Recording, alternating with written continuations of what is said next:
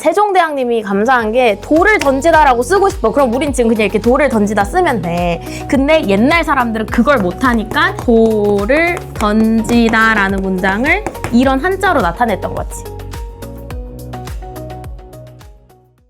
오늘은 한국사랑 조금 비슷하게 국어사를 배웁니다. 국어사 샵 1. 여러분 지금 2026년은 현대국어예요. 그러면은 우리 한반도 역사의 시작이라고 볼 수 있는 한 고조선, 그 다음 뭐 고구려, 백제, 신라 등등 이런 고대 국가가 있었던 그 시절의 국어를 뭐라고 부를까? 고대 국어라고 합니다. 그래서 우리 역사의 시작서부터 고대 국어는 언제까지냐? 918년이에요. 918년. 고대 국어는 10세기까지구나 이렇게 생각하시면 돼요. 10세기 전까지. 그러고 나서 고대 국어 다음이 뭘까? 이게 바로 우리가 배울 중세 국어란 말이야. 근데 중세 국어는 언제까지냐? 고려 그 다음 나라가 뭐야? 조선이잖아. 그 조선 왕조 500년을 딱 절반으로 나눠서 조선의 전기까지예요. 그럼 여러분 조선 전기와 후기를 구분하는 큰 사건이 뭐야? 임진왜란이야. 임진왜란은 알지? 몇 년도? 1592년. 그러니까 한마디로 16세기. 그래서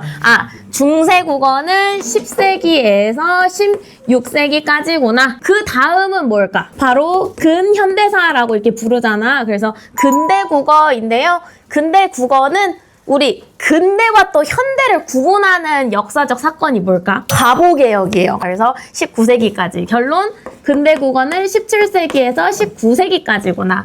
생각하시면 되고, 그럼 20세기서부터는 쭉 지금 21세기 그리고 앞으로도 계속 뭐가 이어져? 현대 국어는 끝나지 않고 이어지고 있다. 그리고 여기서 한 가지 더. 중세 국어 중간에 우리 한국어 역사에서 진짜 가장 중요한 사건 1위 딱 뽑으라 그러면은 요거야. 그 훈민정음 창제. 우리 고유의 문자가 있고 없고는 엄청나게 큰 차이기 때문에 훈민정음 창제도 외워야 돼. 그게 1443년이거든. 요 훈민정음 창제를 기준으로 창제되기 전을 전기 중세국어라고 하고, 네, 훈민정음 창제된 이후를 후기 중세국어라고 한다. 첫 번째, 고대국어. 고대국어는 말 그대로 통일신라 시대까지입니다. 그래서 동그라미 1번.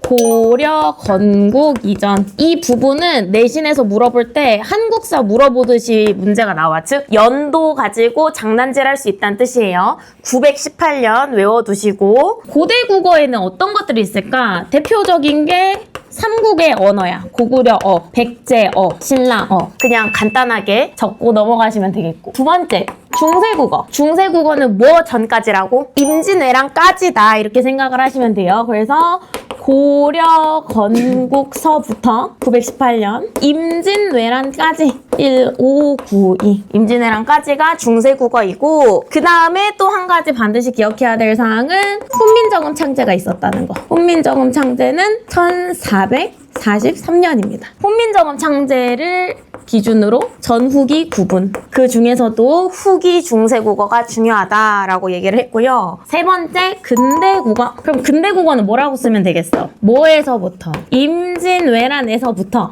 가보개혁까지. 가보개혁? 1894라고 했죠. 1894. 결론적으로는 17세기에서 19세기인 거고, 중요한 건 근대국어서부터 우리가 지금 쓰고 있는 현대국어와 굉장히 여러 측면에서 모습이 비슷해졌다. 그래서 국어의 의문, 그 다음에 뭐 어휘, 문법 등 아주 큰 변화를 겪게 됩니다. 그래서 이게 이제 근대 국어라고 보시면 되겠고요. 현대 국어는 지금 우리가 쓰고 있는 말. 여러분들이 바로 현대 국어 사용자지.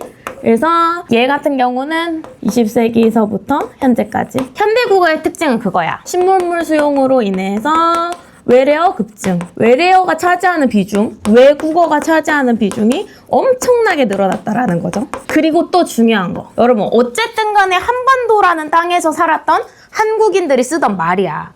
근데 그게 시간이 지날수록 고대, 중세, 근대, 현대까지 그냥 자연스럽게 언어는 계속 뭐해? 변한단 말이지. 그래서 지금도 중요한 것은 여러분들이 쓰는 언어가 딱 고정된 게 아니라 변하고 있다. 이것을 뭐라고 하느냐? 언어의 역사성이라고 해요. 그 다음에 샵2. 우리 훈민정음이 창제되기 이전에 고대 국어와 전기 중세 국어까지는 문자를 빌려 썼을 거 아니야. 그 빌려 쓴 차자 표기에 대해서 한번 공부를 해볼게요. 빌릴 차의 글자 자야. 그래서 문자를 빌려 썼다. 차자 표기라고 하는데 차자 표기는 1번 너네가 이 단어 공부할 때 말과 글이 다르다는 것을 항상 인지해야 돼. 우리말을 표기할 우리만의 고유의 문자가 없었던 것이거든. 그러니까 결론적으로 말은 있었는데 글이 없었다 이렇게 생각하는 거지. 2번 그러면은 어떤 문자를 빌려왔을까? 바로 이웃나라 중국의 한자죠.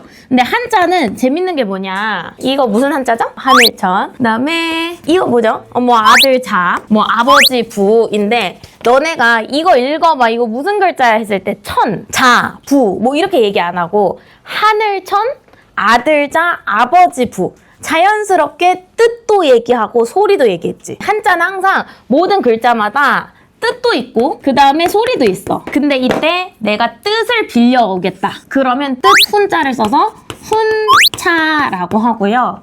내가 소리를 빌려오겠다라고 하면은 뭐라고 할까? 음차라고 하는 거야. 이거 읽어볼 수 있겠어? 이거 세 조예요. 얘는 나 아자거든? 이거 마지막 거. 바다해. 오케이. 내가 지금 무슨 문장을 쓴 걸까? 좋아해야. 맞아. 여러분 이거를 훈차를 하면 새나 바다. 뭔 뜻이야? 말이 안 되지.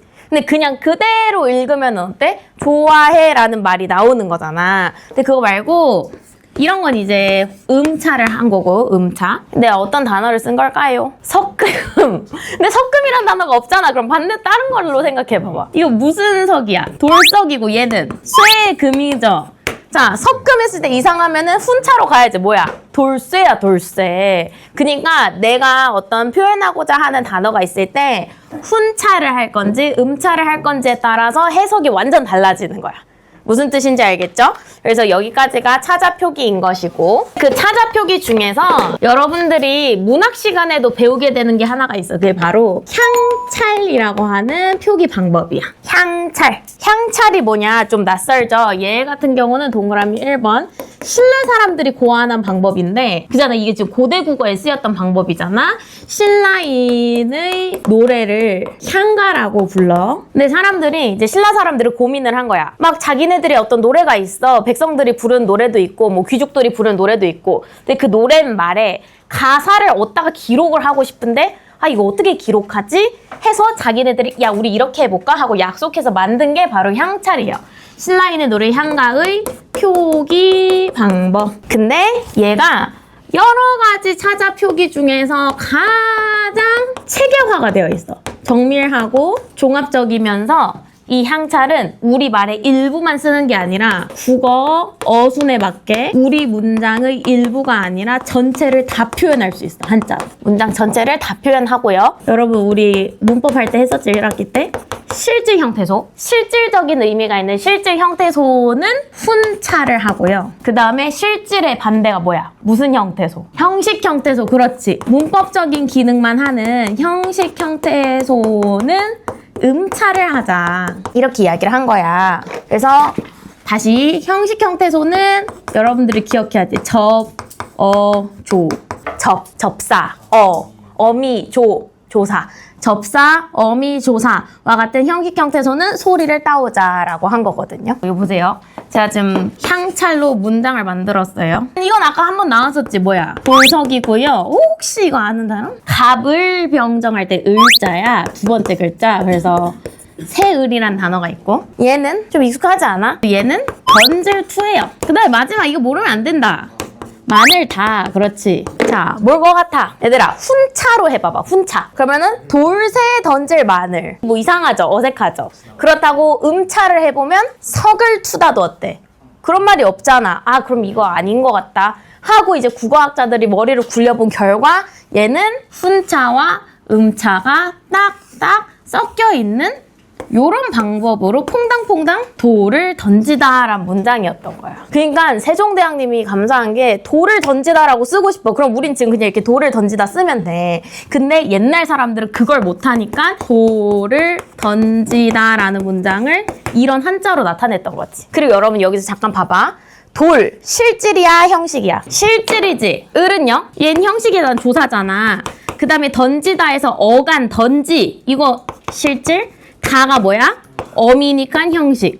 그래서 정확하게 실질인 돌과 던지다는 돌일과 던지다라는 한자를, 그 다음에 을과 다라는 형식 형태소는 음차를 이런 식으로 했다는 거지. 이해되시죠? 선생님이 지금 여기까지 차자표기를 알려준 이유가 뭐냐면 결론적으로는 그래서 훈민정음이 정말 감사한 것이다. 훈민정음이 그만큼 우수한 것이다를 알면 되는 거고, 그 다음 이어서 샵 3 훈민정음, 이게 끝이야 여러분. 그런 시대를 거쳐서 1443년에 세종대왕이 만들었어. 근데 여러분 이것도 뜻이 있는 거 알아? 맞아, 백성민의 가르치론, 백성을 가르치는 다른 소리란 뜻이에요. 그러니까 이름서부터 애민정신이 느껴지지? 백성을 가르치는 다른 소리를 이제 세종대왕 선생님께서 만들어 주신 거야. 그런데 주의해야 될 게 또 하나가 있어. 뭐냐면 첫 번째, 훈민정음이라는 말은 동음이어예요. 즉 우리가 지금 사용하는 문자로서의 훈민정음이 있고 동일한 이름을 가진 책으로서의 훈민정음이 있어. 훈민정음이라는 이름을 가진 책이 있어. 자, 일단 첫 번째 문자 훈민정음서부터 볼게. 우리는 근데 지금 쓰는 기역, 니은, 디귿, 리을, 미음, 비읍, 우리 문자를 사실 두 글자로 부르는데 뭐라 그러지? 우리 글을 한글이라고 하잖아. 근데 선생님 한글이랑 훈민정음이랑 뭐가 달라요? 같은 건데요. 한글이 나중 이름이고 한글의 오리지널 옛 명칭이 훈민정음이야. 아니 그럼 선생님 도대체 대세종대왕이 만든 훈민정음이란 이름을 누가 멋대로 한글이라고 바꿨나요? 1910년에 주시경 선생님께서 우리 이제서부터는 훈민정음이라 하지 말고 한글이라 합시다 이렇게 해가지고 바뀐 거거든. 근데 여러분 여기 이거 좀 상징적이지 않아? 1910년? 우리 일제강점기가 시작된 국민 주권 뺏긴 해예요. 그래서 그때 일제강점기 시작될 때 주시경이 국어학자인데 우리 글에 대한 주체성을 좀 더 강조하고 싶어서 한글, 우리 글이다라고 해서 우리 거 지키려고 이름을 한글로 바꾼 거야. 그래서 그거 기억하시면 되고요. 그 다음에 두 번째, 얘들아 훈민정음 누가? 세종대왕이 1443년에 만들었다고 했지? 근데 1443년에 세종대왕 한 사람이 단독 창제했을까? 세종대왕이 집현전 학자들과 공동 창제했을까? 단독 창제야? 공동 창제야? 이게 그러니까 정말 신기한 게 다 같이 공동 창제라고 잘못 알고 있는데 한글은 반드시 알고 계셔야 돼요. 세종 1인의 단독 창제예요. 그래서 더 대단한 거야. 진짜 그냥 언어 천재 한 명이 혼자서 밤낮 가리지 않고 연구해가면서 짠! 하고 이 한글의 체계를 만든 거거든? 근데 왜 그렇게 사람들이 공동 창제라고 많이 착각하냐면 요 밑에 2번 책 훈민정음 때문인 건데요. 이 사람이 1443년에 만들었어. 그러고 나서 이제 뭐 해야 돼? 백성들한테 반포를 해야 되고 그 당시에 식자층인 양반들에게 먼저 좀 선을 보여야 되잖아. 근데 그때 양반들이 쓸 줄 아는 글은 뭐밖에 없어? 한자밖에 없지. 근데 세종대왕이 혼자 딱 나타나 자 이제부터 훈민정음만 써라 하면은 어떻게 쓰는 건데요? 방법을 모르잖아. 그래서 이 책 훈민정음은 문자 훈민정음을 어떻게 써야 되는지 한문으로 풀이한 해설서예요. 한문 해설서. 아니 왜 한문으로 썼어? 양반들이 읽고 이해해야 되니까. 한글로 쓰면 세종대왕밖에 못 읽어. 그러니까 한문으로 해설서를 썼다. 그러니까 쉽게 말하면 책 훈민정음은 훈민정음 공략집이라고 생각하면 돼. 이거를 어떻게 써야 되고 파회법이 뭔지 뭐 이런 것들이 이제 쓰여 있다 생각하시면 되겠고, 이 책이 동그라미 2번이야. 마지막 줄 3년 뒤에 1446년에 세종대왕과 집현전 학자들이 모여서 같이 책을 씁니다. 세종 플러스 집현전. 우리 문학 시간에도 배우는 뭐 성산문, 박팽년, 사육신, 생육신 나오지. 그 사람들이 집현전 학자들이야. 그래서 집현전 학자들과 공동 집필했다. 그래서 우리 맨날 훈민정음이 우수하다, 뭐 과학적이다 하는데 훈민정음이 우수하다라고 평가받는 이유 중에 하나가 지금 전 세계에서 쓰이는 모든 문자 중에서 누가 언제 왜 이 문자를 만들었고 정확하게 이 문자를 쓰는 방법은 뭔지 쫙 문헌으로 정리된 공식적으로 밝혀져 있는 문자는 훈민정음이 거의 손에 꼽을 만큼 유일하다. 이렇게 생각하시면 돼요. 진짜 킹 세종입니다.